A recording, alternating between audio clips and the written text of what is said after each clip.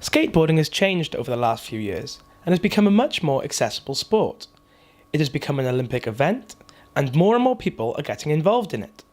At Exist Skate Park in Swansea, they're trying to get people into skating from an early age, and their Toddler group invites parents and their children along to have a go at skating and gives them an opportunity to try something different, something that many people wouldn't always see as something a toddler would do.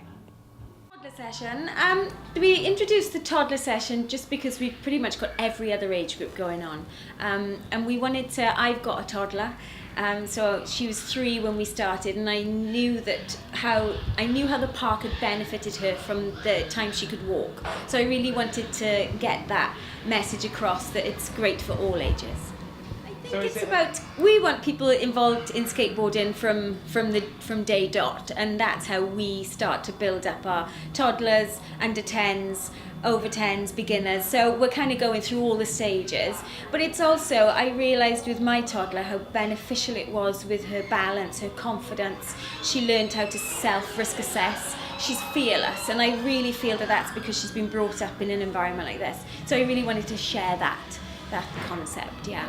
Parents see it as a way of giving their children an opportunity to try a new sport and form a hobby out of it, and as a way of getting them into exercise, burn off some energy, and make friends in the process. It is, yeah.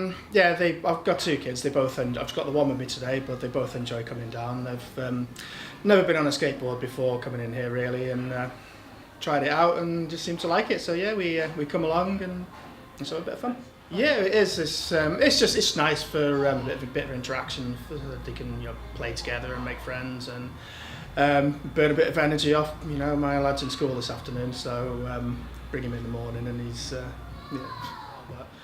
anything on a bit of board, get your balance up and keep your fitness, that kind of thing. It's just great for him. It's absolutely great.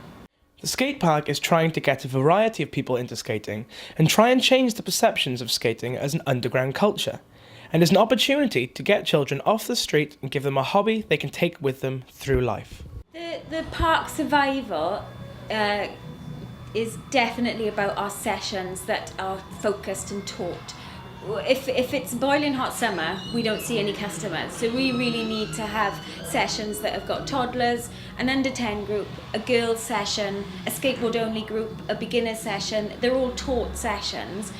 And at the moment we've got an autistic session as well. So those are the sessions that will carry on and people will still come to even if it's boiling hot outside.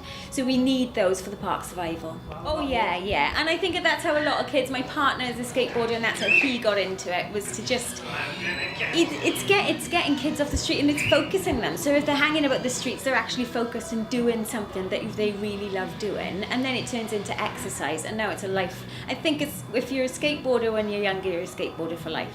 It's not something that ever leaves you. Skating as a culture is changing for the better.